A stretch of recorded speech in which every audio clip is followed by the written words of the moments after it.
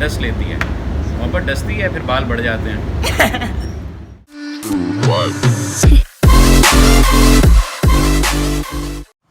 अस्सलाम वालेकुम, कैसे हैं जी? सब ठीक ठाक हैं? अच्छा जी, बात कुछ इस तरह के अभी टाइम हो रहा है 10:30 का और हम खाना शाना खा रहे थे कि हमें कॉल आई है हमारे दोस्त की। अब दोस्त है कौन? हज के लिए पाकिस्तान के मुख्तलिफ इलाकों को 2 रीजन में तकसीम किया गया है। के एग्जीक्यूटिव बोर्ड का इजलास 3 जुलाई को होने जा रहा है। ये हमारे वो दोस्त हैं जिनकी आवाज़ पूरी दुनिया में सुनी जाती है। ये वाहिद यूट्यूबर हैं पाकिस्तान में जिन्होंने 60 से 70 हज़ार घंटों का वॉइस ओवर किया है। उसके अलावा ये एंकर पर्सन भी रहे हैं PTV ये और 92 हम न्यूज़ और कैपिटल टेलीविज़न, इन पे इन्होंने एंकर पर्सन के तौर पर काम किया है और अभी भी ये PTV पे काम कर रहे हैं। तो अभी हम जा रहे हैं F6 बर्निंग ब्राउनी पे, तो वो उधर ही बैठे हुए हैं, उनके साथ कुछ दोस्त भी आए हुए हैं। तो मतलब उनका हमारे साथ इतना प्यार है, इतनी मोहब्बत है कि वो जब भी इस्लामाबाद आते हैं तो हमें कॉल उन्होंने ज़रूर करनी है। आदिल भाई भी हमारे साथ। आप व्यूज़ किसको कहते हैं? मतलब 1 लाख व्यूज़, चलो 10 लाख कर लो, चलो 20 लाख कर लो, 2 मिलियन कर लो। और दूसरी बात यह है कि भाई के जो व्यूज़ आते हैं, भाई के एक दिन में 25-26 मिलियन व्यूज़ आते हैं। तो अभी हम जाते हैं F6 उनसे मिलने के लिए। और ये गाड़ी आ गई है। The silence fades into the night. Coyotes sing at the moonlight. These open highways are calling our name, and now it's time for us to escape. Burning brownie पे, जो कि यहाँ पे आए हैं। अच्छा जी, अभी हम आ गए हैं बर्निंग ब्राउनी पे, जो कि F6 में है। तो इधर हम अपने भाई के साथ बैठे हुए हैं। तो आपको जैसे बताया कि भाई जो कि पाकिस्तान के मशहूर यूट्यूबर्स हैं, उनमें से भाई भी हैं हमारे। तो अभी हम भाई से कुछ सवालात भी करेंगे। कैसे हैं भाई? मैं अच्छा हूँ, तुम्हारे बाल भी अच्छे हैं स्टैन, और तुम भी खूबसूरत हो, और तुम्हारी मुस्कुराहट अच्छी है। अल्लाह तुम्हें सलामत रखे। ये बहुत मशहूर हो जाएगा ये स्टाइल, और तुम्हारे तुमसे टाइम लेना बड़ा मुश्किल हो जाएगा। हाँ, मैं सच कह रहा हूँ। आप जब आदिल को देख लो, आदिल से वक्त लेना बड़ा मुश्किल हो गया ना। आदिल भी बड़ा यूट्यूबर बन गया। हाँ, और सुना भाई, क्या हाल है? मैं ठीक हूँ, आप सुनाएं? सेहत ठीक है आपकी? सेहत अच्छी है। कब पहुँचे हैं? मैं थोड़ी देर पहले भी जब आपको फ़ोन किया कि मैं आ रहा हूँ, मेरा इंटरव्यू लेने आ जाए।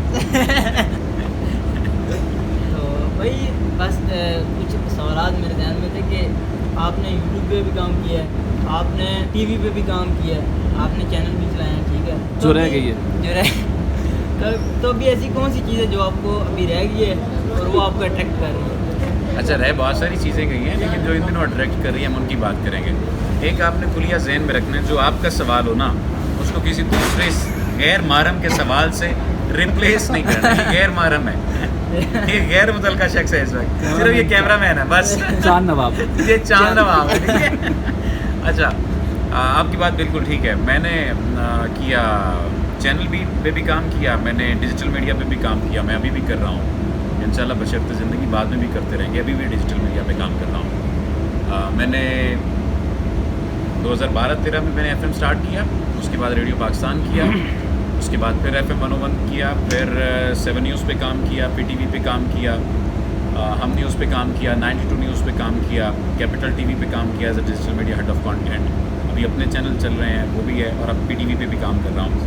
जिस तरह से आपने कहा कि यूट्यूब भी 2015-16 में किया, वो मेरे सीनियर हैं रज़ा और शहरी भाई, अल्लाह ताला उन्हें नवाजे, बहुत नवाजे, उन्हें बहुत नवाजे, और अल्लाह ने उन्हें नवाजा भी है।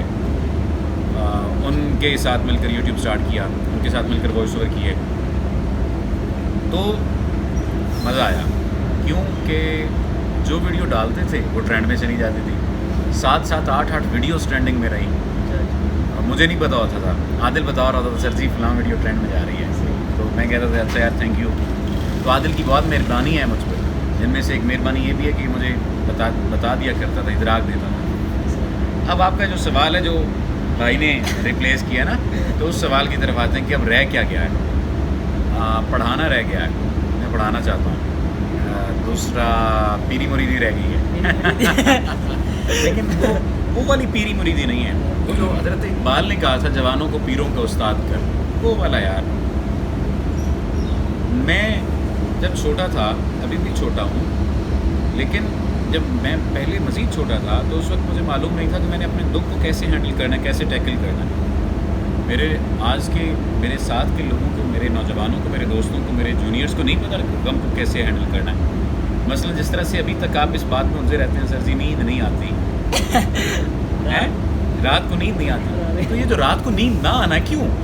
हमें तो दिन को मैं भी चाहता आती हूँ कि है। इस बात को, हाँ मैं चाहता हूँ इस बात को कैटर किया जाए, इस पर बात की जाए और रात को नींद आए ना मेरे नौजवानों को। ठीक है, तो ये है मामला। फिर एक और बात,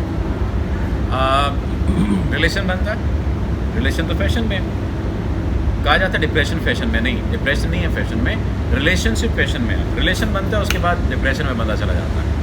मोहब्बत डस लेती है, मोहब्बत डसती है, फिर बाल बढ़ जाते हैं फिर मोहब्बत डसती है, बंदा मोटा हो जाता है तो मैं इन दिनों सिर्फ अपने जो दोस्त या लोग जो नौजवान हैं उनकी बात कर रहा हूँ, उनके बारे में बात कर रहा हूँ। कोशिश कर रहा हूँ कि उनकी चीज़ों को डिस्कस किया जाए, उनके मामलात को लेकर चला जाए, और जो उनकी आंखों से निकलने वाले आंसू हैं अगर उन पर ध्यान ना दिया जा सके तो कम अज़ कम उन्हें ख़त्म करने की कोशिश तो की जाए। सबके आंसू नहीं पूछे जा सकते, सबके आंसुओं को टिश्यू नहीं दिए जा सकते, टिश्यू क्यों बांटे सर जा जी? सकते हैं, लेकिन ऐसा बनाया जा सकता है कि वो टिश्यू अपने खुद इंतज़ाम कर लें, तो ये पॉसिबिलिटी है। खैर बात मजाक में हो गई।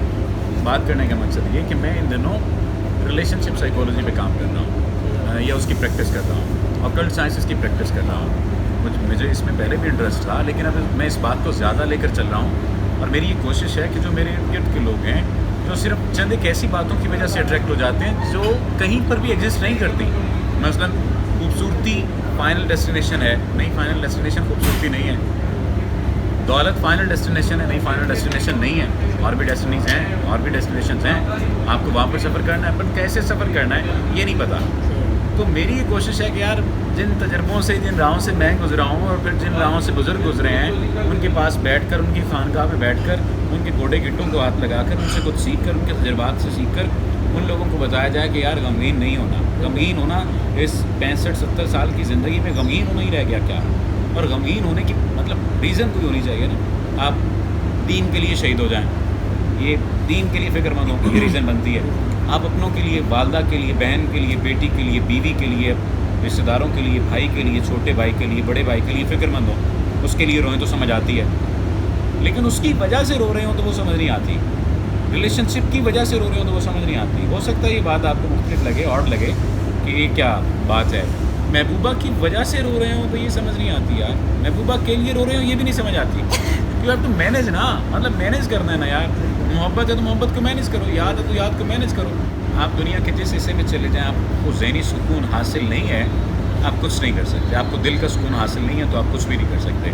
अला बिज़िक्रिल्लाहि तत्मइन्नुल क़ुलूब, अल्लाह के ज़िक्र के बगैर कहीं सुकून नहीं है, ये बात तयशुदा है। अब अल्लाह का ज़िक्र क्या है? मैं अगर आदिल से कह रहा हूँ कि आदिल तुम अच्छे आदमी हो यार, तो मैं आदिल की तारीफ़ तो कर रहा हूँ, लेकिन खालिक की तारीफ़ भी कर रहा हूँ। मखलूक की तारीफ़ का मतलब खालिक की तारीफ़ है अगर जहन में हो तो।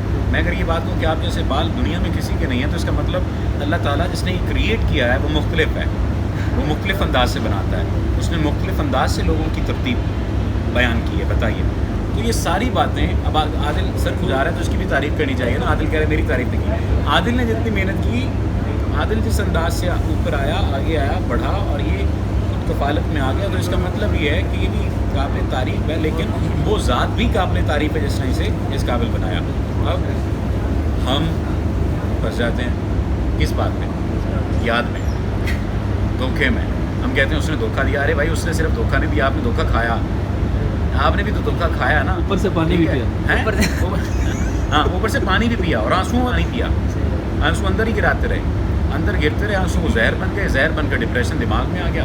आपके पास इलाज नहीं है, अब आपके पास कोई दोस्त नहीं जिससे आप शेयर कर सकें, आपके पास कोई पीर नहीं है जिससे आप रूहानी इलाज सिखा सकें, आपके पास कोई डॉक्टर नहीं जिससे आप अपना फिजिकल इशू बता सकें कि आँखें दर्द होती हैं, सर भारी हो जाता है, कंधों में दर्द होता है, कमर दर्द होती है। तो मैं ये चाहता हूँ कि यार मेरे जो नौजवान हैं उनके साथ ये ना हो। मेरे नौजवानों से बात मेरी हमें उम्र, वैसे सारी दुनिया का मैंने ठेका नहीं लिया, लेकिन जो लोग मुझसे रब्ता करेंगे उम्मीद है उनमें से कोई 80-90% आराम में आ जाएंगे।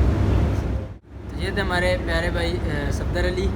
अब मैं दाव देता तो सर से शेर सुन लें 2-3। सर जी एक कोई अच्छा सा शेर सुना दें। बड़े शेर सुने आपके शॉर्ट्स पे, यूट्यूब पे, कोई सुना दें यार कहा उसने क्या कर तुम बुला दोगे मुझे एक दिन, कहा मैंने करूं मैं क्या कि मर जाना मुकद्दर है। और अहमद फराज की ये गज़ल के चंद अशार हैं कि ज़िंदगी से यही गिला है मुझे, बहुत देर से मिला है मुझे, तू मोहब्बत से कोई चाल तो चल, हार जाने का हौसला है मुझे। और उन्हीं की गज़ल के एक दो अशार हैं कि इश्क भी खेल है नसीबों का, खाक हो जाएं कीमिया हो जाएं, बंदगी हमने छोड़ दी है फराज, क्या करें जब लोग खुदा हो जाएं। First of all thank you for your time.